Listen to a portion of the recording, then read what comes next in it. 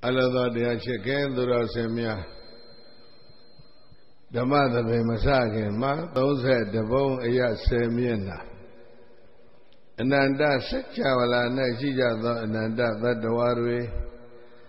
ဘေးရန်ခတ်သိမ်းကင်းငြိမ်းကြစေဖို့ဆင်းရဲခတ်သိမ်းကင်းငြိမ်းကြစေဖို့နှလုံးစိတ်ဝမ်း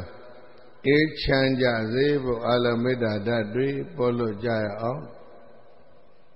မေတ္တာဘောစာပိုက်ကလေးတွေဘုန်းကြီးတို့ဆိုပြီးတဲ့နောက်ကလိုက်ပြီးတော့တစ်ခေါက်စီညီညွတ်ညွတ်ဆိုလိုက်ကြပြီးတဲ့အခါမှာသုံးခေါက်စီတစ်ပြိုင်တည်းထဲမေတ္တာပို့ကြရမယ်ကိုယ်စိတ်နှပြဘေးရန်ကွာချမ်းသာကြပါစေ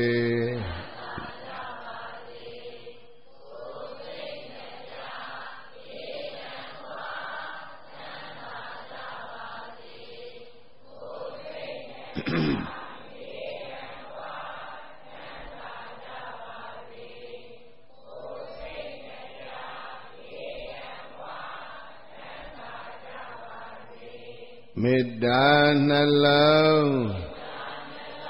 ကိုယ်စီသုံးရွှင်ပြုံးကြပါစေ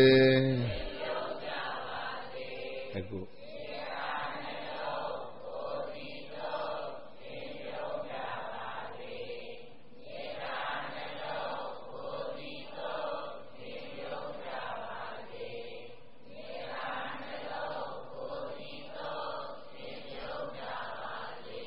မေတ္တာယံသူ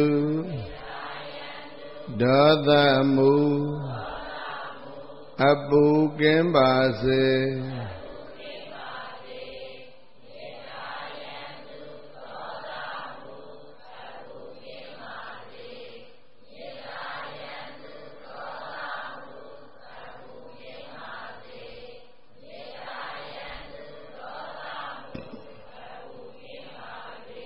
မေတ္တာရေစံကိုယ်စီဖြင့်အေးချမ်းကြပါစေ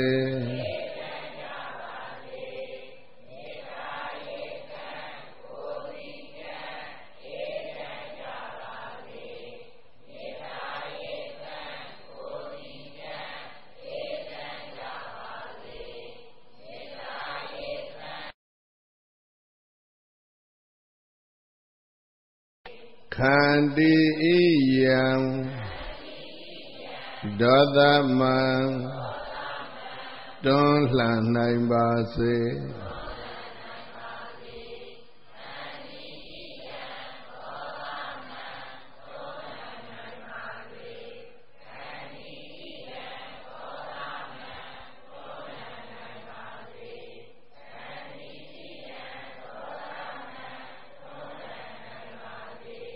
ခန္တီနှလုံးအစဉ်သုံးရွှင်ပြုံးကြပါစေ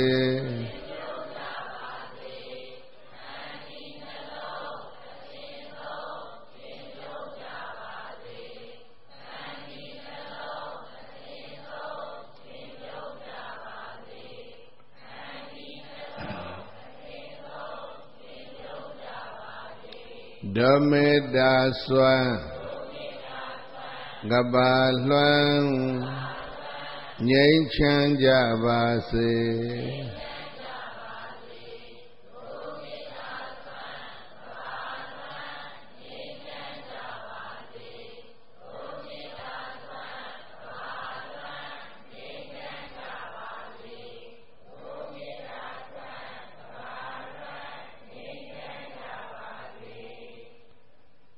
မေတ္တာနိသာကရောလောကေသမ္မာပါတုဒုက္ခံကရော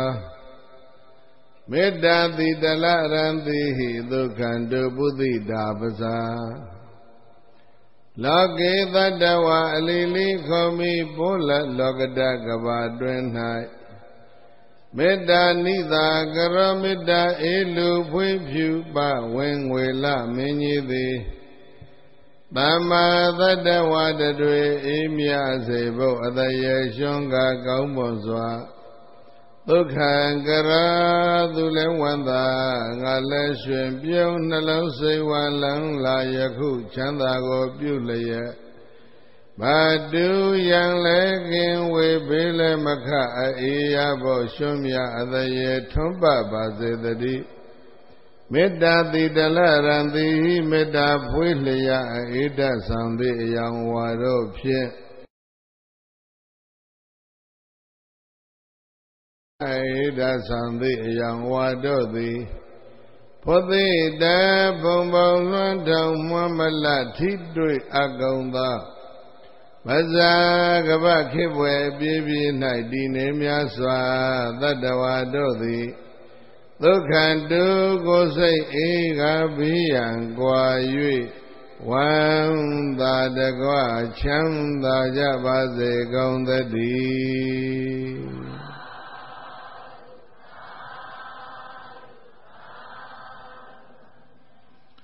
Doya she said the Kuni, the Mula Zan Choya Yaja Gala Shina Jenga Salu Yago Die Da Ograba Mutne Kuniya Shin they dat lang Go Dessa Sedi Seni Sadonda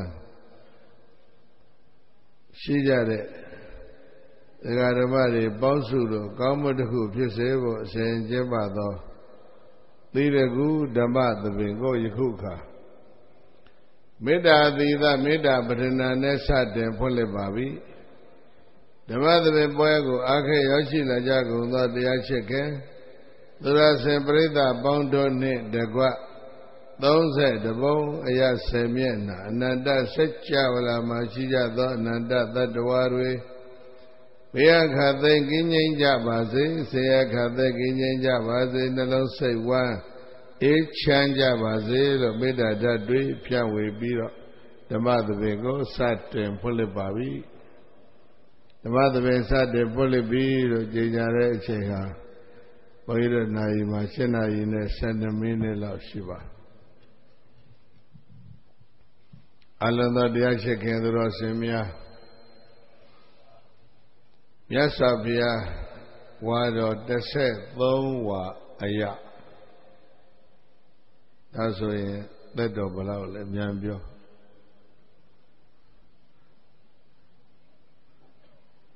The telephone pota, no Diniama Chini Pidai The second daughter, those are Piapi Those are Garego said the water. Look, Miambo. Those are Garego. No, said the water. Liz and Equinane. Eh. Not because other lonely but drove with the beer. I was here going there, no? The Awaha. I built the baby if you thought. Without Chokaja, never who yet did yet. Bolomware, Labeza in the Bias and Yajari, Drunia, Erapit. But look, Quella Jara. Meno Bolomware, Bias and thought, do the other thumb, the look only Jala, the Gario. Huma Kono suit, Bias and a Boloma. Kala Dida Aldoza, the Pip are Kaya, the line devote the coup. The said Thowa Aya Yasabia Salika Tauma Wasure Salika Saraga, look, needed look, David, you are. Don't you have few pointy Chaudari, few pointy there? Any Chaudari there, man, no? Bobina Danjo Dobra Banya body. Did that he? That do they win it? Erajan and Neck a Shigan in Nitre. The young Yiga highlight their karma, down at Yantre reflection body, young Bianine. Away at Lanji, Eri down Yiga, slowly the Lutea. Erago Salika down. ဗမာနိုင်ငံမှာတော့ဇာလီတောင်ဆိုပြီးတော့တောင်တစ်ခုရှိတယ်ဒီဒိဗ္ဗေလည်းဖြစ်ခြင်းဖြစ်မယ်တရားဒိဗ္ဗေလည်းဖြစ်ခြင်းဖြစ်နိုင်တယ်အတိအကျဘုန်းကြီးတို့မပြောတော့တရဲ့နားမှာဇာလီတောင်နော်ဆိုတော့ဘုရားကြီးအခုမရှိတော့ဇာလီကာတောင်မြတ်ဘုံကောင်ကတ်ဆောင်တိရဆွမ်းမြာခေါင်ပန်းလာငယ်ငယ်ကဘုန်းကြီးကျောင်းသားဘဝကိုယ်ပေါက်ဆမြတ်စွာဘုရားရဲ့ဝါဆိုစဉ်လင်္ကာတွေကိုအဲ့ဒီလိုကျက်ရတယ်တော့ကြောင်းနေမှာအဲ့ဒါကိုဘာပြောမလဲဆိုတော့အဲ့ဒီဇာလိကတောင်မှာမြတ်စွာဘုရားနေတဲ့အချိန်မြတ်စွာဘုရားရဲ့အလုတ်အကျွေးပြုစုယဟန်ကအရှင်မေဂိယပြောအေးမြတ်စွာဘုရားဝါတော်ငယ်ငယ်ဒီလိုပြောအောင်20ရဲ့ရှေ့ပိုင်းဝါတော်20မြကာလအတွင်းအလုတ်အကျွေးတွေ6ပန်းရှိဘူးတယ်မမြဲဘူးတစ်ပါးပြီးတစ်ပါးပြောင်း21ဝါရောက်မှပုံမှန်နော် permanent assistant ပေါ့ permanent PS ဆိုလို့လည်းပြောပေါ့အမြဲတမ်းခတ်တာကအရှင်အာနန္ဒာကို21ဝါမှခတ်ဒါတော့ရှေ့ပိုင်းအလုတ်ကျွေးတွေဟာအလုံး6ပါးတောင်ရှိဘူးတယ်အခုပြောတာကမေဂိယသတ္တဗံတောင်မတည်သေးဘူးပုထုဇဉ်ယဟန်ရှင်အာနန္ဒာဘုရားအလုတ်ကျွေးဖြစ်တော့သောတပန်တည်ပြီးပြီအဲ့တော့ဘာဖြစ်လဲလို့ဆိုတော့ဇာတိကတောင်ပေါ်ကနေပြီးတော့ဆရာတပည့်ဆွမ်းခံဆင်းကြတောင်ချေမှာမြစ်ကလေးတစ်ခုရှိတယ်ကိမေလိကာမြစ်အဲ့ဒီမြစ်မှာရေသုံးသပ်မယ်ပေါ့သပိတ်ဆင်းမယ်ပေါ့ရေချိုးမယ်ပေါ့ဆရာတပည့်နှစ်ပါးသားတို့ဆောင်ရွက်တော်မူကြတယ်တောင်ပေါ်ဘယ်သူမှရေတင်မပေးဘူးလေဒီဒီကိုရေစီမံကိန်းအဲ့ဒီတော့ကရှိပါမရှိသေးပဲအဲ့ဒါနဲ့ရေသုံးသပ်ပြီးဆွမ်းခံကြွမြေကံပါမှာသေတော်ကြီးစိတ်ညှို့မှောင်းနေတာအဲ့တော်ကြီးတဲ့ဖြတ်တော်ကြီးလွန်သွားတော့မှရှေ့နာဘာတွေးလဲဆိုဆွမ်းခံရွာရောက်ဆွမ်းခံရွာကဇန်တုရွာတဲ့အလုံးပြောရဇန်တုရွာမှာနေတိုင်းဆွမ်းခံပြီးလို့ပြန်ရင်လည်းသေတော်ကြီးဖြတ်ရဘုန်းကြီးထင်တာပြောမယ်နော်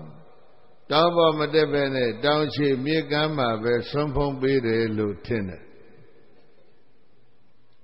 ဘာကြောင့်လဲဆိုတော့တောင်ပေါ်မှာရေမရှိဘူး။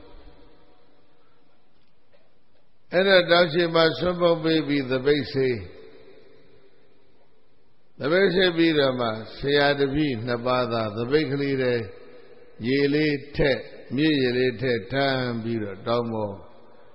တက်ကြွတော်မူကြတယ်လို့ဒါရဘုန်းကြီးခမ်းမှန်းပြောတာစကိုင်းတောင်မှာရှင်းတော့ဆရာကြီးတွေအဲ့လိုနေတာဘာဖြစ်ရေငုံဆိုတော့ဘုရားကြီးရောပုံရခြင်းအရှိဘဲကတောတွေတောင်တွေညွန့်တဲ့ကြောက်ထဲမှာနော်ရေငုံတာမနေ့ဆွမ်းကသာဆွမ်းစားပြီးသပိတ်ဆေးပြီးရေငုံထားလိုက်တယ်ဘသူလာဘာစကားမှမပြောဘူးသိချမ်းသာအောင်နေတာမကောင်းဘူးလားဘုန်းကြီးတို့ရေမကောင်းဘူးရေသောက်ပြီးနေတိုင်းကြီးဟောနေရတယ်ရေကောင်းစရတော့နဲ့ကြွာသွားတယ်အပြီးတည်းမှာသိကျွမ်းကျင်ဆွမ်းစားပြီးပြီဆိုရင်မနေ့ခင်အလုတ်တစ်ခုတော့လုပ်တယ်ဆောင်းပုံညာရှင်တောင်ပေါ်ကိုတော်တဲ့တောင်တွေကနေတောင်ဝေလီတစ်ချောင်းနဲ့တဲ့စေရီရင်ပြင်းမှာအဘိဓမ္မာကျမ်းကိုပို့ချအဲ့ဒါစေရီရင်ပြင်းတစ်ခုလုံးသံဃာတို့ဒီနော်ပြည့်နေတာပဲရေကွန်စရစီမှာအဘိဓမ္မာစာဝါတက်ကြရေကွန်ကြောင့်ကနေအရှိမြောက်စီဥပိ္ပ90ကိုလွန်လိုက်တော့ အရိယဝန္တကြောင့်ဆိုတဲ့အကြောင်းတစ်ကြောင်းရှိတယ်ဆိုတော့ဒီဘွဲကအရိယဝန္တအဲ့ဒါအရိယဝန္တဆိုတာကလည်းဘုံရရှင်ဘောတက်စာတက်စာချတာကြောင်းထဲမှာမဟုတ်ဘူးဘုရားရင်ပြင်မှာအရိယဝန္တဆိုတာက3ရက်လောက်စာတက်တယ်နောက်မတက်တော့ဘူးအဲ့ဒါရေကောစွာကြီးကဟာအရိယဝန္တဘုန်းကြီးလေးစာတက်မလားဘူးဒီမကောင်းလို့များလားသွားမေးကြပါဟဲ့ဆိုသွားမေးတော့နေကောင်းပါလေတဲ့စာတက်သွားပြီမတက်တော့ဘူးဟာအံ့ဩစရာပဲနော်ကျောင်း3ရက်တက်ပြီးတော့နောက်မတက်ဟာမင်းဒီလောက်တော့တက်ချွမ်းသွားတယ်ဆိုတော့ကြီးငါပိုးချနေတဲ့ပြီးတော့မှအဖွင့်ကျမ်းပါဠိလိုပြောရင်တီးကားအဲ့ဒါရေးစမ်းဆိုတော့ရေးတယ်အဘိဓမ္မာခုနှစ်ကျမ်းအဖွင့်တီးကားကိုအရိယဝန္တဆိုတာကနာမည်ပေးတယ်မဏိတာရမင်းစုသာတီးကားရေးပြီးတော့9ရက်တစ်ချိန်အဲ့ဒီတောင်ပေါ်တက်ပြီးတော့သံဃာတို့ရဲ့အလဲခေါင်းမှာရေးပြီးတဲ့စာကိုဖတ်ပြစကိုင်းတောင်ရဲ့ရှေးဟောင်းလွန်စရာကွက်တွေအများကြီးတွေကနော်ဘုန်းကြီးတကွက်လောက်ပြောပြတာရေလူတိုင်းချင်းရဲ့ဘုန်းကြီးတို့ပရိသတ်ကြီးဥတည်ရမယ်နော်ရွယ်ချက်များပေါ့နော်ဒီလိုသူတော်ကောင်းပုဂ္ဂိုလ်ကြီးတွေပရိယပရိပတ်တတ်ကြွတဲ့ပုဂ္ဂိုလ်ကြီးတွေရှေးကနေတော်မူသွားကြတယ်အဘိဓမ္မာခုနှစ်ကျမ်းဖတ်ပြခင်းလို့ပြောရင်အဘိဓမ္မာစာရန်ဖတ်ပွဲဟုတ်လား paper presentation ပေါ်ပုံရရှင်ပေါ်မှာလုပ်သွားတာရေကောင်းဆိုရနဲ့အရိယဝန္တဆိုရအဲ့ဒီဆိုတော့ကြီးရေပဲလို့သောက်လဲပြီးလို့ရှိရင်ဆွဲကံပြန်ဒီလိုပဲဆွဲပုတ်ပေးပြီးတော့ပြည့်စိတ်ဆင်းရတပိတ်ကပြည့်စိတ်မှာဆေးတပိတ်ဆေးပြီးတော့ရေချိုးရေချပြီးတော့လက်ကတနိုင်နော်ရေဆွဲဖို့ရေဆွဲဆိုတော့တန်ပုံးတွေပါတယ်မပေါ်သေးတဲ့ခေတ်ဖြစ်တော့ရေအိုးလေးလည်းပင်ကျိုးလေးနဲ့ကြည်တာစကိုင်းကအိုးပေါ်တယ်လေအိုးလုတ်တန်းတို့ဘာတို့ဟလားအိုးဘူရက်ွက်တို့ခုထိရှိတာအိုးလေးလည်းပင်ကျိုးနဲ့ချီပြီးတော့တစ်ဘက်ကဆွဲသပိတ်တဲ့ရေလေးထည့်ထမ်းပြီးတော့ဧကောစရောကြီးတို့အရိယဝန္တစရောတို့တောင်းမောကြောင်းမောပြန်တက်ကြတာဒီလိုနေသွားတာ9ချောင်းနဲ့စခဲ့တဲ့စကိုင်းတောင်ဟာဒီကနေ့ကျောင်းချောင်းပေါင်း1364ရှိသွား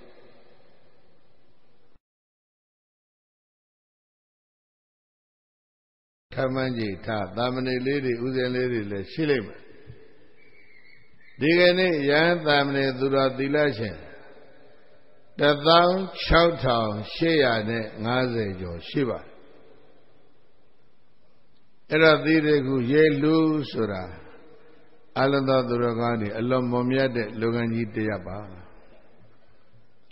ပြန်ကောက်လိုက်ဘုရားနဲ့အရှင်မေဂိယကိမိလိကမြေကမ်းမှာသပိတ်တဲ့ရေထမ်းပြီးတော့တောင်ပေါ်တက်ကြတယ်သာလိကတောင်ပေါ်ရောက်မြတ်စွာဘုရားကတော့ဖလားသမပချမ်းသာနဲ့နေမှာပေါ့မေဂိယကပုထုဇဉ်ဆိုတော့သူတရားထုတ်အောင်ဒါပေမဲ့တရားထုတ်ရင်အထုတ်ရင်လည်းစိတ်ကဘာဖြစ်လဲဆိုတော့ဒီတောပေါ်နေရတာပြင်းတယ်မြေကိုင်းကသေတော်ရသွားရရင်ကောင်းမယ်စိတ်ပေါက်ဆွမ်းကအသွားဖြတ်အပြန်ဖြတ်ဖြတ်တိုင်းလဲဒီသေတော်ထဲမှာသူကနေခြင်းစိတ်ပေါက်သေတော်ကြီးကိုသံယုံစဉ်သိဖြစ်အဲ့ဒါမြတ်စွာဘုရားသွားလျှောက်တယ်တပည့်တော်သေတော်တဲ့သွားအာထုတ်ပါရစေမြတ်စွာဘုရားကကြည်ပြီးတော့စဉ်းစားတယ်သိနေပြီဘုရားကဘာဖြစ်တယ်ဆိုတာသေတော်ကြီးကိုသူတန်ရုံးစဉ်သိဖြစ်တာ Lele Bio Bawari Doga, Eddie the Dojiha, Shunandoji, Anyama Muji. Mingia Yahanga, I the Dorema, Bayan people. Maybe at the lunch out down, I shake a minute, see the cancer as I read a hope by the babe. Namaga look at that minute. And then I did the door, the Piat dime, Basay Pow, Najan they powder, Kilo, Yara, Najan they pow, Salo Bioino, Banyos and Pit. Attachment to the mango group. Yasa Via shout of Via the Navy. Oh, did the Dama Zubayan Lovulu Bian Bajana? The Damo Matawadrin Neotendi Jada. Happy they don't mean the Atoya, Millet de Ote. Me Anagani Capita, they are Nilan Yumpiam Kalayana, May Palai Jejepa Mamala Bian, make combo, no. Say count she there, make count the Anashima, made the Atolo Pime. Made the out here. Dumbo Mangale divided Janima Naviale allows you Mishivu qua Allah Megia Agala Megia a shame my Yazibu no me Madone oh me dwelle Guyi Lore, Nadwelle Guyi Lore Eraja Guyi Yahandava Lareti Sama oh Piapio The Jay Miao shout there, don't Jay Miao shout there. Don't Jay Miao shout of Bia Madara, who gave Dwagwa. Another being I tang I can't nothing I show. I dealt heaven Niro, Mele dealt her thought, Damayaro, Quimbulate. Dabi me Miasa Biaga, Mare. Tia told me Bogori, Mare, Dima. Kalayana make Sura, Lore, Guna Biobibi, Neche. Magauna go Dabi me, Amayanshi, Dabia. Kauna go Nyon Jame, Erilo Bogo Myogo Bakole, Kalayana me. Now Nama Negara, me Badi Boka Namara Dila Shia. Ajame? Padi Maukha Palai Damara Bampa Padi Maukha Damara Dila no Padi Sura Chasona Maukha Sura Lumia of Damara Sura Sanshawa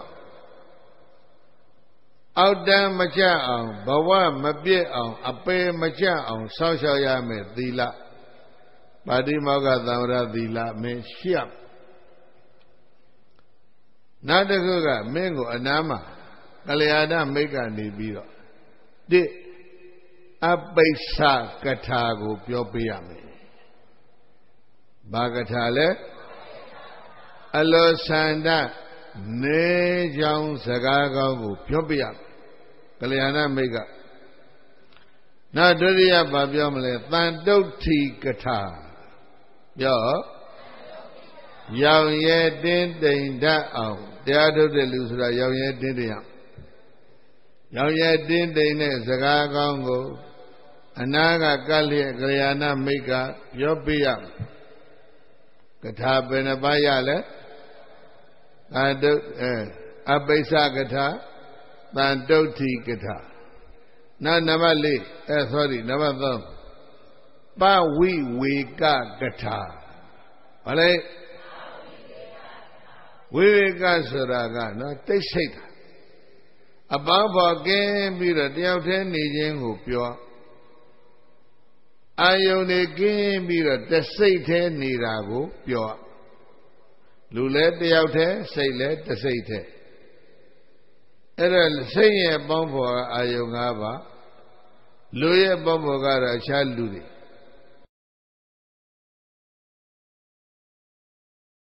ဒီတဲ့ဆရာမင်းမှာရှိရ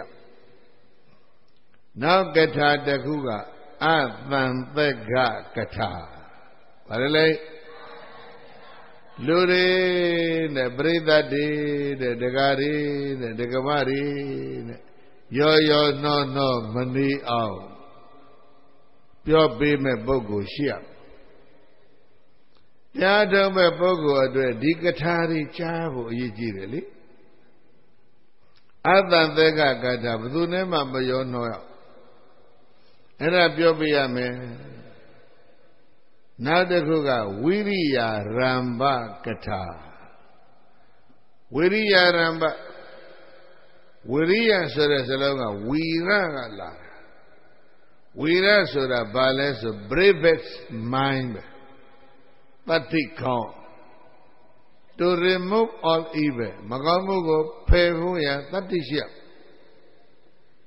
to accumulate all good ကောင်းတာတွေကိုစုဆောင်းဖို့ဘာဖြစ်ရမလဲတတိရှိမကောင်းတာကြတော့လည်းစုဆောင်းဖို့တတိရှိတယ်ကောင်းတာလုပ်ဖို့ကြတော့တတိမရှိဘူးနော်လောကကြီးမှာပြောမြန်နေအများကြီးရှိဒါတကဖယ်ပြီးတဲ့မကောင်းမှုတွေကိုပြန်မဝင်အောင်လည်းပဲ to prevent နော်ဘာလို့ရမလဲကာကွယ်ရထပ်ပြီးတဲ့ကောင်းမှုတွေကိုလည်းဘာဖြစ်မလဲတိုးပွားအောင်ကြိုးစားဝီရိယဆိုတာ၄ချက်တဲ့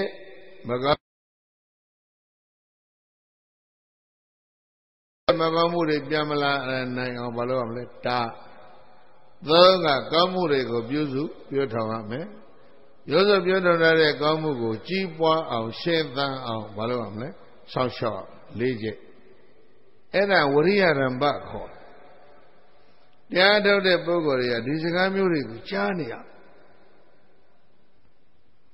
ဘယ်ကြီးကဘုရားတော့ပြောတယ်ပဲထားလိုက်တော့မင်းသေးတော်တွေသွားနေရဒါမျိုးကြားအောင်မလားကြားအောင်မလားတယောက်တည်းဟိုမှာသွားနေရဘုရားထားပြခဲ့ပြီးတော့တယောက်တည်းသွားနေတဲ့ပုဂ္ဂိုလ်ဘာမှကြားမှာမဟုတ်ဘူးလေနော်နောက်တစ်ခုကဘာလဲဆိုတော့နံပါတ်5သီလကထာနောက်တစ်ခုကသမာဓိကထာနောက်တစ်ခုကပညာကထာနောက်တစ်ခုကဝိမု ക്തി ကထာနောက်တစ်ခုကဝိမု ക്തി ဉာဏတဒနာကထာကထာ10ပါး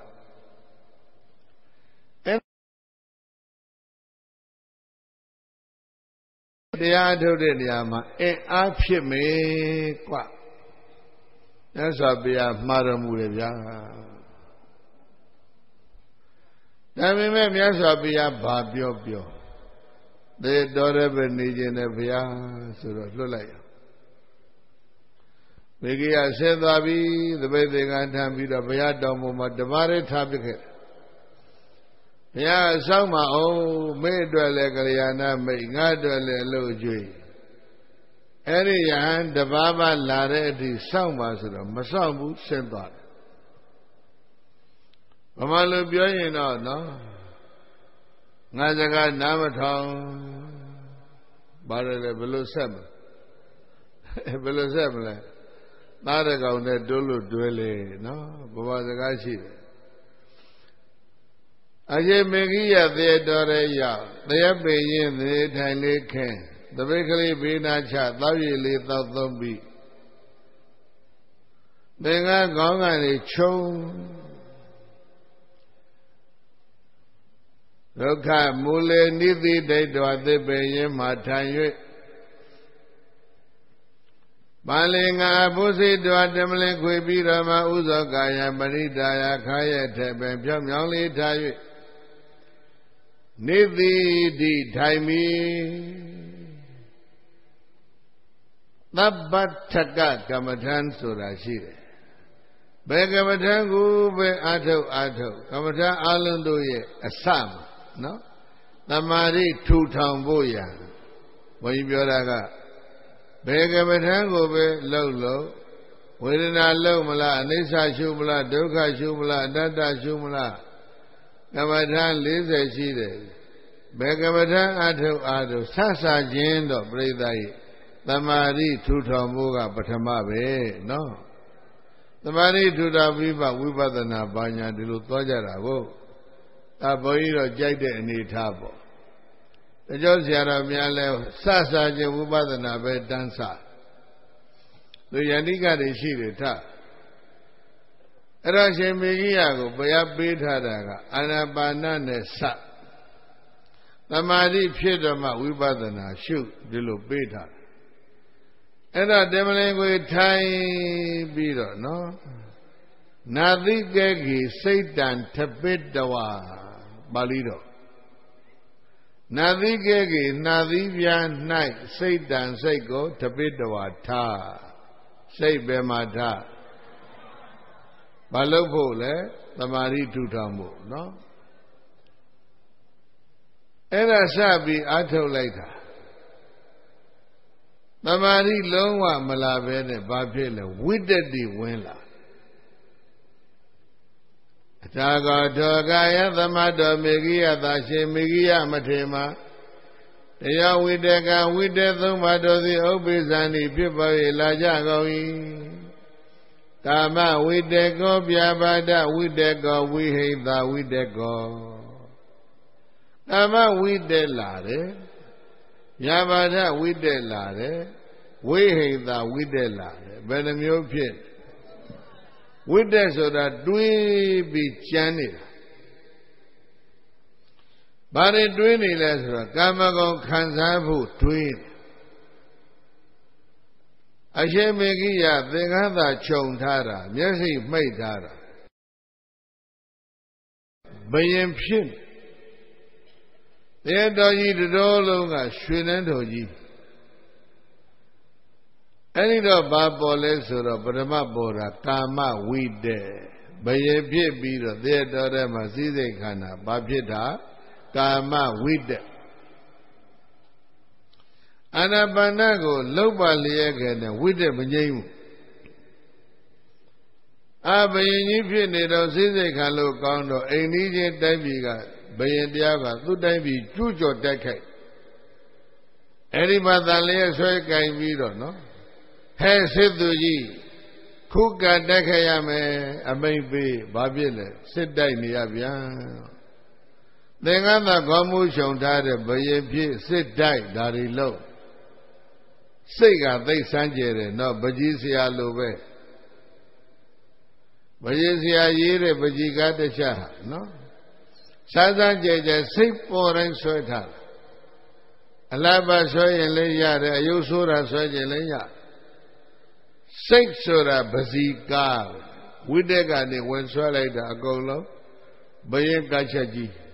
ရွှေနန်းတော်ကချက်ကြီးဟာတိုက်ပွဲကြီးဘယင်စစ်ပွဲကြီးသုစေတကနိုင်သွားပြီရသူရှင်ဘယင်ဖမ်းရှေ့တော်သွင်းအဲ့ဒီရှင်ဘယင်လဲဆင်းပြီးတော့ဓာတ်နဲ့ခုတ်ပြီးတော့သတ်ခွာအမိတ်ပေးပိဿရေ9ရက်လောက်တရားထိုင်တာနေ့ရောညရောဒါပဲပေါ်တယ်ဘာမှမရဘူးစောစောကကြိုပြောထားတယ်ဒီနေရာမှာသူနှစ်ပေါင်းကဘာပေါင်းများဘဝပေါင်းများစွာဘာဖြစ်ဘူးလဲအဲ့ဒါပဲကိုယ်အိမ်ကိုအတရားထုံးမဲ့ဆိုတဲ့လူတွေသတိထား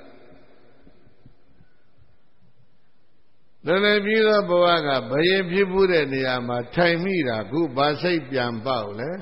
ဘယင်စိတ်ပေါက်တယ်နော်အဲ့ဒါကြောင့်အရိညာကတောတောကိုသွားတိုင်းရင်သွားကြရောဂမူလကတောသစ်ပေရင်ကိုကန်းတိုင်းရင်ကကြမြတ်စွာဘုရားကတောညွှန်းတယ်ရှင်မေဂိယသေတောတော့သွားတာပါပဲအဲ့သေတောကသူ့ရဲ့ရွှေနန်းတော်ဟောင်းဖြစ်နေတော့ဘယင်စိတ်ပေါက်9ရက်ထိုင်လိုက်တာပြိဿရေဘာမှမရဝိတ္တ3ပါးနှိမ့်ဆက်ကာမဝိတ္တမြာပါဒဝိတ္တဝိဟိတဝိတ္တစိတ်ပြက်အနာကပ်ပြီးတော့ဒါတွေကိုထိမ့်ပြီးပြင်ပေးမယ်စောစောကပြောခဲ့တဲ့ကထာ10ပါးစကား10မျိုးပြောပေးမယ်မိတ်ကောင်းတယောက်တလေကိုသူ့မှာအဲ့ဒါနာတာဘုရားထားပြခဲ့ပြီးထွက်သွားအဲ့ဒါဘုန်းကြီးတို့ယောဂီပြလည်းပဲက ကလျာဏမိတ်ကောင်းကောင်းလို့တယ်ဒါလေးတော့သတိထားနော်ဒါကတယောက်တည်းဘယ်နဲ့သွားဘာလို့မယ်ကိုယ့်အိမ်ကိုအထုတ်လို့ရတာပဲဒီလိုတော့နော်အတွေ့သိမ့်မခေါင်နဲ့တရားတော်ကြီးကနော်ဘဝပေါင်းများစွာကဘယင်ဖြစ်တဲ့နေရာဒီဘဝတောင်မဟုတ်အဲ့ဒါနဲ့သမာဓိတောင်မရတော့ဇာတုရွာပြတ်စွာဘုရားဆွဲကံသွားတော့စာရဲတော့မပါဘူးဘုန်းကြီးထင်တယ်ဒီသေးတော်ပဲဘုရားလည်းဖြတ်သွားတာပဲမို့လား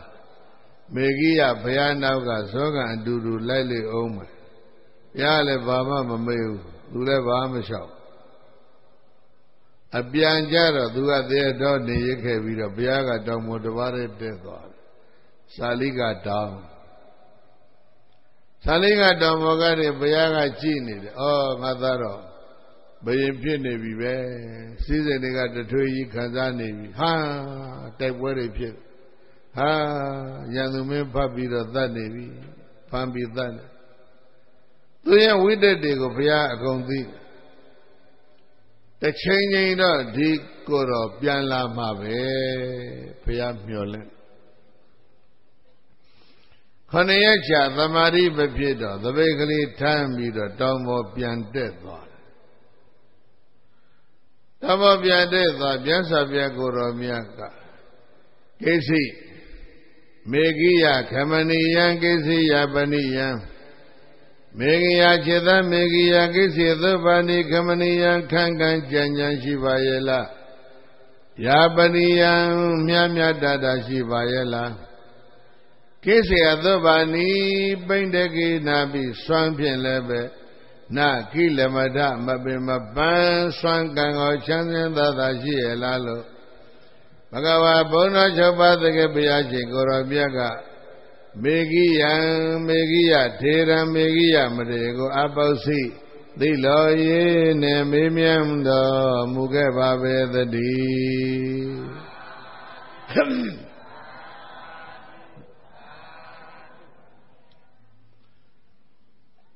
ကိစေခမဏိယကိစိယပဏိယ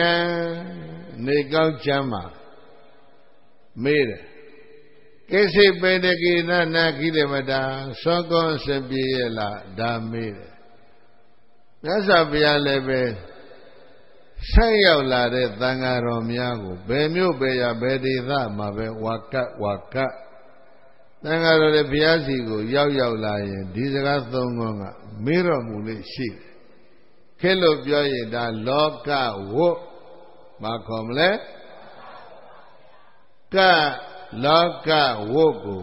ဘုန်းကြီးတို့ပြိဿကလောကုတ်ဆိုပြီးတော့ပေါင်းဖတ်တယ်ခွဲပတ်ရင်ဘလောက်ကောင်းလဲလို့လောကဝတ်ဘာဝလဲဒိဋ္ဌိရရေနေကောင်းရဲ့လားကွာကျမ်းမာရေးစင်ပြေလားဆွမ်းကောင်းကောင်းမြတ်ရဲ့လားလောကဝတ်အဲ့ဒါမေးတော့ပေကိယကခမဏိယဗန္တိတိကောင်းတဲ့ဘုရားယပရိယံကျမ်းမာရေးမြတ်မြတ်တတ်ပဲဘေနကိနပိနာကိလမထနာကိလမမိသာကံလည်းမြတ်တတ်ပါတယ်ဘုရားဘာနာဒါပေမဲ့လို့မေရှံတပိတော်ရဲ့တန်တမှာတတ္တဝတ္တဏီ9ရက်တောကာလပတ်လုံးအမ္ဘဝနေသရတော်ရဲမှာဝိဟရန္တနေစဉ်တယောဝိတကဥပ္ပေသန္တိဝိတေသုံးပါတို့ဖြစ်ကြတယ်ဗျာ9ရက်လုံးတယောက်တည်းသရတော်တရားအထုတ်တာတပည့်တော်မှာဝိတေ3ပါးနှိမ့်ဆက်တယ်ဗျာအဲ့ဒီဝိတေကိုနှိမ်နေဒီမတ္တံပိနလဘာမိသမာဓိလေးမျှတောင်တပည့်တော်မရဘူးဗျာ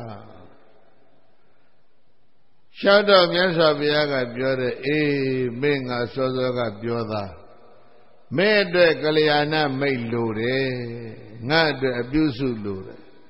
ညာတပတ်လာတဲ့အထိစောင့်အောင်ငါပြောတယ်နားမထောင်မနဲ့မင်းဆင်းသွားတော့ဒါဖြစ်တာအဲ့ဒီတော့မြတ်စွာဘုရားကိုရောမြတ်ကအရှင်မေဂိယကိုစောစောကကထာ10ပါးကိုပြန်ဟော hobby Rama, Kamatam Pilate. Anane Siti of Biso Vido Mazagashi. Yazabiaga Babiola Lusura. Anabanadadi Bawidaba with the Gubizedaya. With the go Peshabu, with the go Nainibu. Anapanagu Poya. Adu Baba with the Bayagada Banaya. Yagago Peboso, Adubago Boyame. Yagago Peshabu Bababe. Maybe I don't shout down a biome as any maybe I GB to Aduba Sibiayama. Masibiambu Bibiad in the Dua Bio Bride, say te Biora. We did, Doka beat it. Homega Bayene Yampi, Sepi, Bayanga Ladai. Doda Pita Mola. Doda the Banaya Midaba Widaba. Any doda go, Yambo ya Babwa Male, Midabwa, Midabwa Budukure went die. Kedia did the Yogi, we did the Pilaye. Megia though there are so many, the Gariha, no? Along the Babila guideline. Doda Pilaye Midabwa. Yaga Pilaye Adubabwa. Again, me a mamma na Wilaye. Babilaye Anesa Denya Bawe Daba Adami Mana the Mogadaya Manago Pebu Yansoi Anesa Bwa Babamle Aduanana Dusi Bensabia Bitareli Navime Edisi Bime Bogo Senyonly down Papiame Bogo, their daughter Madu and I Shidera. Era Paya Peta the outer. Era Boino Breda. That Chuan Nale though, Baria let that though, Badiba let do it, she though, hola. Eno Siada Mamune, Lulucha. Enina Begia, Miasa Biago, Kamata Beleta, men with that Niseta, no. Eraja, Anabanadri Bawi Daba with the Gubiziraya. With the Dego Pesha Boyansoyeno, Anabanago Sibian, Anabanakamata, Adu Bidolo Bagawa. Bona Choba the Gambia Jinkoromyaka was a Garuna Shu Hobiado, Mugebabe the D.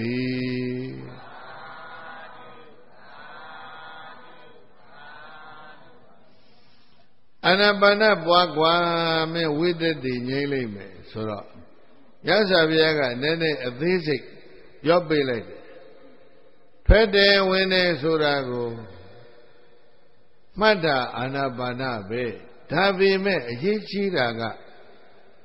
Tadeli now shall lie be a Biembe say Luin Matua. Redai. When Ellie now shall lie be a duende say Piam Matua. Boy Biara Nalela. Oba Abye, no. Myoyiri, Myogaliri, I went to my dignity, Lojoye, gate ship. Castan gate immigration gate security gate shire. Any ma posted low tare, di Ayashiria. Any post ma time biro, any ma yap biro. When I Lugo sit there, when I Lu now Shamalaibu. Hola. Third Lugo, and in Yaga sound said that, third Lu now go, Shamalai. Erago Baliga Babiola, don't worry, Kupama. They can sound Upama, Boyro Jagamia Biol. And I saw the Gama sound me when I say, 12 times say, send it up Mola. Era Boino ye Giga Dima, Tradeli ye Giga Nadivia, Weneli Gale Nadivia. Giga and his son be the 12 when they go pump. That Dawari Gubumane Baya Bira, Kacheje. Now, Yasabiaga Jodi, the Hey Megia. Plus, swear and Lulu, window, no. They don't need a leg out. Swallowing it, Galan Piabiro, Nail that, they out the first swearing. Any Nazareth Luniava, they don't go say Gibira swaying, they don't go on a bill. However, thought it Lord now like Jiva. Go back, show you that Lord now like Jiva. However, if you need a Lord now shall lend the Lady Dog, go on my bill.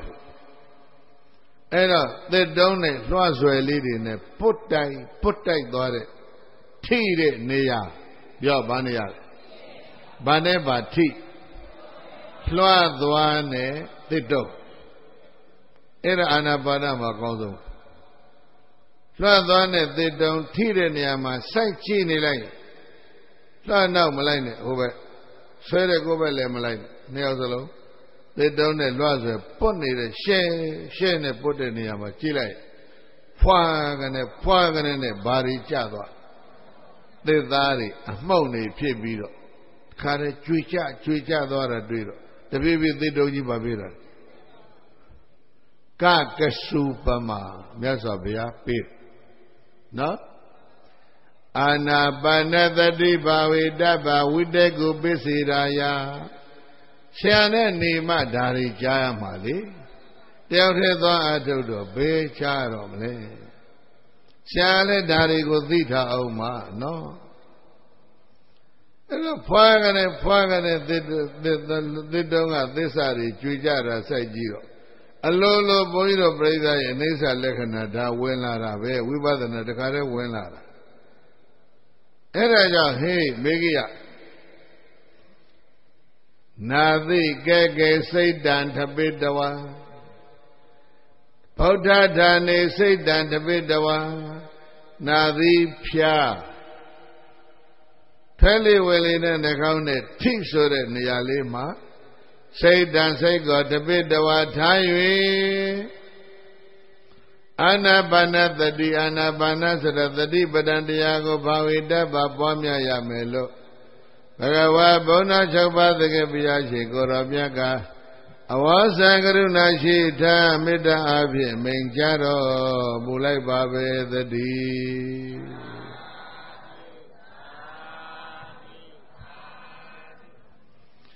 Nakasupama Dawari Gupamari Bibiro Kesha Upama Lasere Lunia Upama Bibiro. Tele when Nadivia put that in Yave, me a sabata, Tede now Malina, when in now Malina. Tede now lay Agada the Hulon lady, she need a breather. When in now lay when they got Che out in Sondalim. And I shall be Nadivia Kata. Ha anyone who gone on Nale Dora. Ida Vyasa Pia Bira Bude, D. Kamatan. Bakamatane, Anabana. Agamada Zavia, Goramia, Dana Mama Gamadana Gamadan, okay, the what thing you beat on ma. How can they do what thing you beat on ma? Eka go up on me, the outdidi, they get the outempiadavi. Tauboma, no? They don't know the outela. None other than the Ochin to Lolota. Eka go up on me, the outdidi. Uba gata singing Yago Chenka Damure. Biobe Yaga. Singing there, the Ali, Tamboma.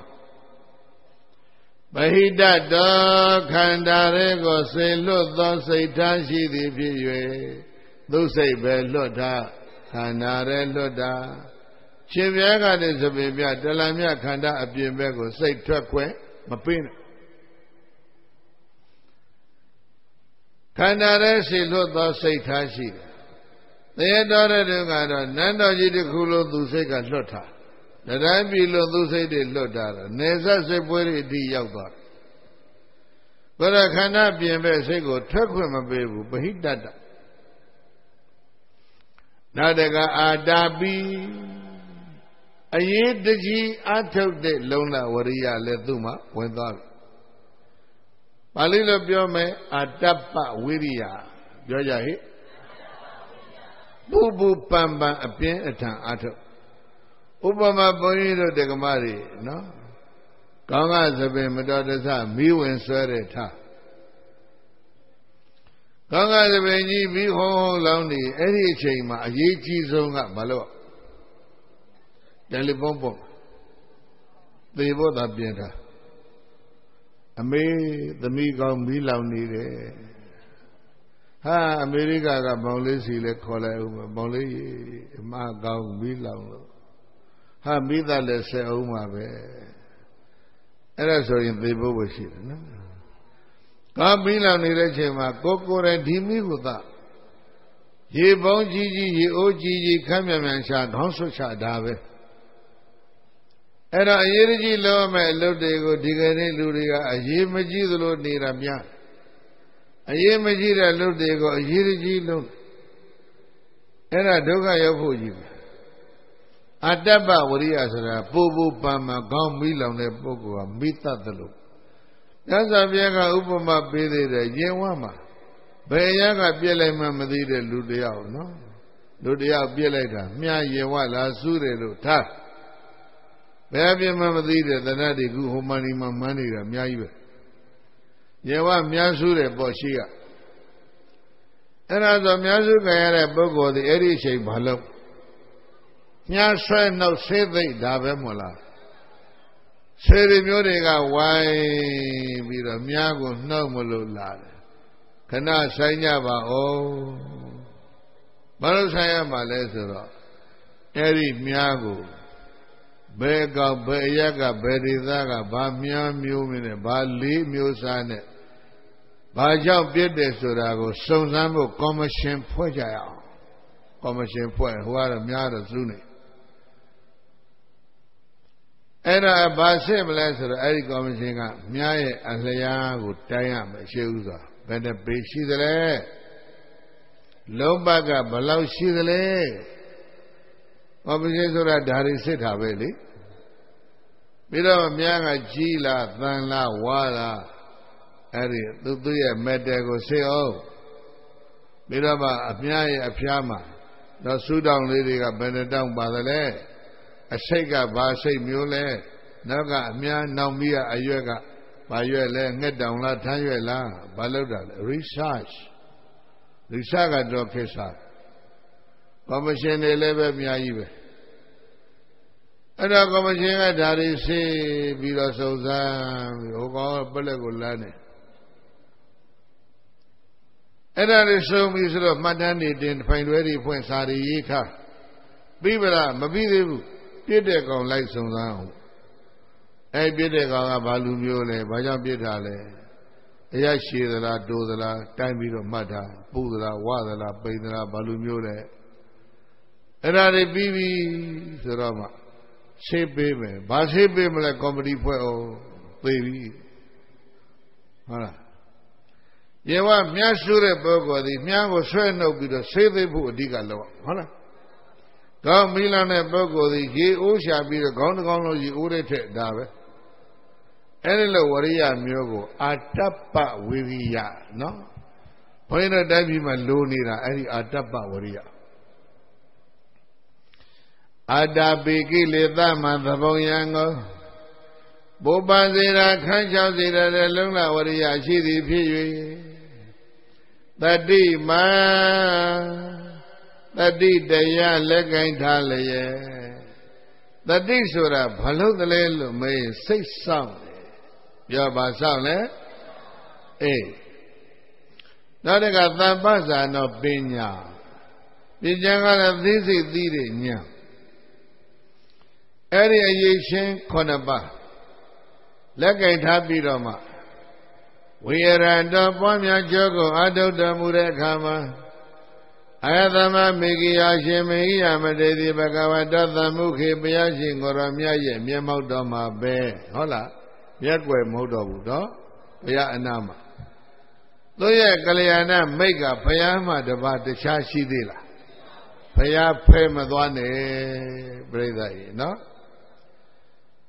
ဘဂဝတောသမုခေဘုရားရှင်ကိုရောရဲ့မြတ်ရဲ့မျက်မှောက်တော်မှာသာလဘိညာဣဇဘိညတရား6ပါးတို့နဲ့၎င်းသရုပ်ပရိသမိရာဣဇ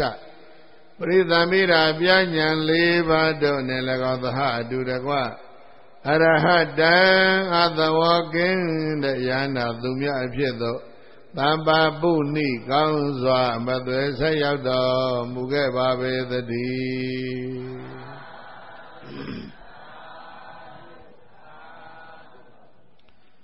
Kalyana